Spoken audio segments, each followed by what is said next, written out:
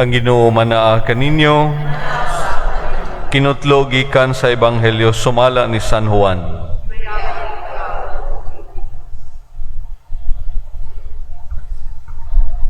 Sa pag-abot ni Jesus, nasayra niya nga si Lazaro upat ka adlaw didto sa lubnganan.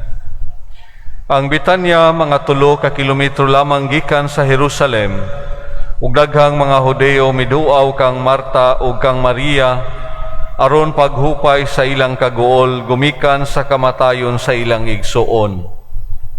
Sa pagkabalita ni Marta nga taliabot si Jesus, migula siya aron pagsugat kaniya.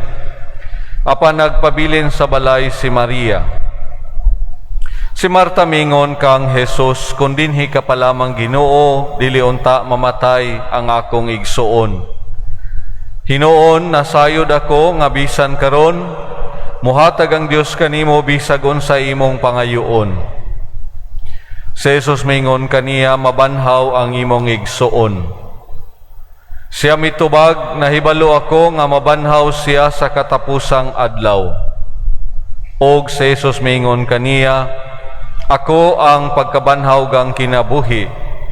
Ang nagtuo kanako bisan tuod mamatay, mabuhi. Ug ang tanan nga buhi og nagtuo kanako dili gayod mamatay. Mituo ka ba niini? Og siya mitubag, oo Ginoo, mituo ako nga ikaw ang Mesiyas, ang anak sa Dios nga moanhi sa kalibutan. Ang Ebanghelyo sa atong kaluwasan. Dayon ikaw, O Kristo.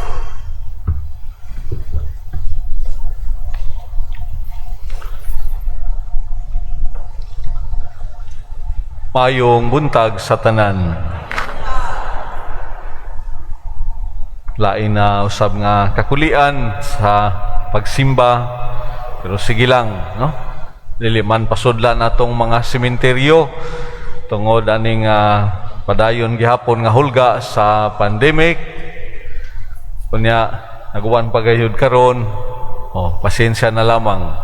So sa tanan nga nagasunod sa atong online masses, mga igsoon ko diyan ni Kristo, mayong buntag kaninyong tanan. Karong adlaw nagasaulog kita sa atong gilauman nga kinabuhing dayon nga gihatag na sa Dios alang sa tanan nga nagtuo kaniya, alang sa tanan nga miuna na kanato kanining kinabuhia nan ana-ana sila diha sa pagsinati kung unsa gayud kining atong gilauman. Kinabuhi nga madagayaon puno sa grasya sa Dios sa atong gituuhan nga wala nay pag-antos, wala nay kasakit nga iya nining kalibutan. Kung wala pa kitay pagtuo, walay kahulugan ang tanan tang gilauman. So sa atong paghandom sa tanan tang mga minahal sa kinabuhi nga miuna na kanato, nakighiusa usab kita kang Kristo uban kanilang tanan nga nabuhi og namatay diha sa gahom sa iyang ngalan. Paghandom og pagampo alang sa tanan nga miuna na kanato, alang sa tanan nga naa sa nagkadaiyang mga lubnganan. Paghandom og pagampo sab alang kanila nga tuwa gilubong sa nagkalaing-laing mga dapit nining kalibutan atong gipuy-an. Dunay akong paryente nga didto in town sa overseas Filipino worker man siya, Saudi Arabia namatay. Wagi paryente nga naka-adto, no? Kay tungod ani nga COVID, gani bot giyon sa nila to pagpahimutang. Notisya na lamang ang nahibaw-an sa mga tagtungod, sa mga kaparyentihan nga namatay dito. Paghandom ug pagampo sab alang kanila nga nangamatay sa nagkadaiya nga paagi. We also remember the victims of natural and man-made calamities of unforeseen, unpreventable accidents, of honest mistakes, and inexcusable blunder. We remember also the innocent or unwilling victims of abortion, foul play, murder, and many other circumstances nga nagapalibot sa kamatayon sa tao. Sa atong paghandom ug pagampo alang sa tanan nga nangamatay, dili mahimo nga dili gayud kita makapamalandong sa kahulugan sa kinabuhi o sa kamatayon. A universal law that accepts no exemption. Bisan unsa pa ang estado sa imong kinabuhi, bisan unsa pa kasikat ang tao, kapopular ang tao, no? Mamatay gihapon. Kung mabuhi kita nining kalibutan, nan mamatay usab kita.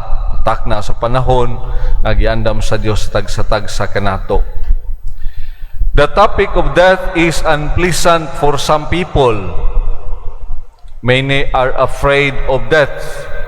Ubay pod ang murag maghisgot gani sa kamatayon, manlimbaut ang ilang balahibo, no? I remember my priest companion sa didto pa ko sa isla na asain kanunay gyud na niyang gamiton sa iyang sermon or bisan sa mga ordinary conversations, no? Die today, die tomorrow, same die. Nganong mahadlok man mo mamatay, na maurang pataya, patay karon, ugma, sunod adlaw, sunod buwan, same die, you know? So panusa niya na kaadlaw, muanhi man unta to siya sa Cebu, kaya doon ay meeting sa mga kura paroko, gihatod sa among driver dito sa pier. Kunya pagkataod-taod nibalik man, no? Nibalik man akong gingnan, Audrey, ano, wa di ka mo dayon pagbiyahe, no? Ingon niya, pagkadag ko sa bawd, nagpungasi, ngit-ngit kayong kalibutan, no? Delikado kayong biyahe. Mingon ko sa iya, hadlok di ka mamatay, Dre. Ingon ka, die today, die tomorrow, same die, no? Hadlok di ka mamatay. Ingon siya nako sa kusog nga tingog, nahala, kung gusto ka magpakamatay, ikaw nalayad to dito, no? Die today, die tomorrow, same die, no? We are afraid of death. No? Many are afraid of death, no? Why? Nga naman, because in most cases, many of us think that death is a loss, no? Ang kamatayon, usaka, murag kapildihan, o murag wala tay kasiguruhan asa ta mo paingon, no? Yet our Christian teaching provides us with courage by telling us that death is but a passage to new life, no? Matud pa tong akong usa ka kaubang pari nga ang kamatayon dili period, no? Kun dili mahimong sabto nato nga usa ka coma, padayon na pailaing sumpay diha sa atong paglawig, sa atong pagpakabuhi dinhi sa kalibutan o pagpakabuhi ngadto na sa unsay gisaad kanato sa atong Ginoo. Siguro usab ang kahadlok nagikan nining duha ka posibilidad nga tingali maoy mahuna-hunaan sa tao, ining langit og impyerno, no? Sahay dili nato masabtan unsa ang gipasabot nining purgatorio, no? So kung di ka mahilangit, maimpyerno gyud ka, no? Og mao na nga kung murag kulang ta sa pagpangandam, bation gayod ang kakulba o kahadlok, no? Dagan pa man ko'y kinanglan buhaton, dagan pa man ko'y mga planos kinabuhi, unya murag pagyud, no? Kay murag kulang pagyud ang akong pagpaningkamot sa kinabuhi naron maduol sa Ginoo, no? Unya na lang o mag-retire nako. Unya na lang kung doon na nay igong panahon, no? Hinulsulan ko ra ning akong mga sala, mabalik lagi ko sa Ginoo, no? Manang tingali daghan pang mga rason diha sa atong kakulba, kabalaka o kahadlok. Sahay adunay pagkulang sa atong pagsabot kung unsa kining purgatorio diin kung ang tawo mamatay nga dili pa siya andam o doon na pay daghang kulang ini nga estado himuon ang pag-purify sa kalag sa tao aron nga maabot gayud siya dito sa hingpit nga kaluwasan. Although anaan ng impyerno actually, but sa akong pagtuon sa teolohiya, wala pa man gayoy gideklarar sa simbahan nga nagapabilin diha sa impyerno hangtod sa kahangturan. Kay nga naman, ang Dios maayo o maluluyon, no? O mapasayloon. Sa atong salmo responsoryo, ang Ginoo mao'y maghahatag og kahayag og kaluwasan nang bisan unsa pa kadautan, bisan unsa pa ka makasasala sa tao, tingali kung mamatay siya, wala siya ka pangandam, wala ka pangumpisal, wala ka pang hinulsol, no?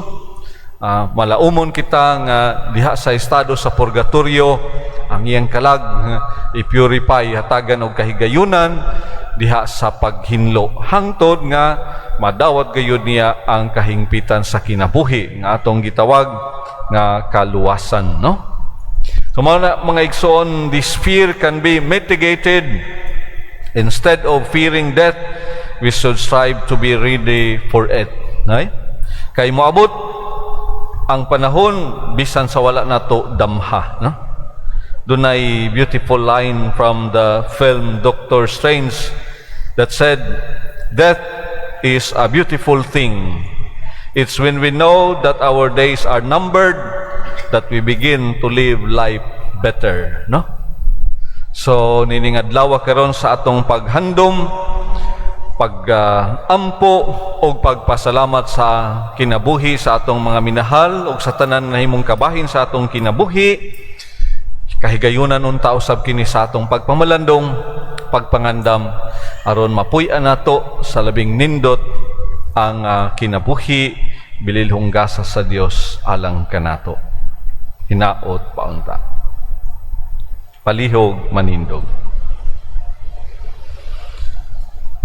Magampo kita karon uban sa pagtuo, pagsalig sa Dios atong Amahan nga sa kanunay buhi o nga makahimo sa tanang mga butang. Gibanhaw niyang iyang anak nga si Jesucristo, hatagan unta niya sa kalinaw ug kaluwasan ang mga buhi ug ang mga patay. Sa matag pagampo kita muingon, Ginoo dungga kami. Ginoo dungga kami.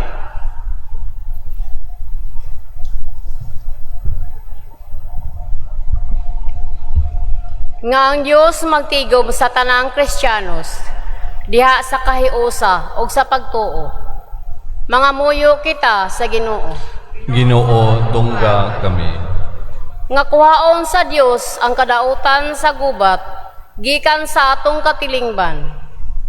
Mga muyo kita sa Ginoo. Ginoo dungga kami.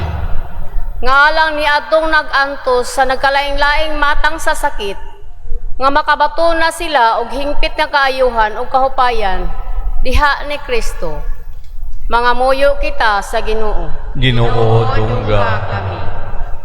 Nga ang mga nag-alagad sa mga masakiton ug ubang hutong sa katilingban, makabaton kanunay og grasya sa paglahutay ug nga mapanalipdan sila. Mga muyo kita sa Ginoo. Ginoo dungga kami. Nga sa atong pagsaulog sa 500 years of Christianity, magmalampuson unta ang tanang mga kalihukan, ilabi na sa mga parokya, ug atong mapalawman ang atong pagtuo ug paglaom, isip mga binunyagan. Mga muyo kita sa Ginoo. Ginoo dungga kami.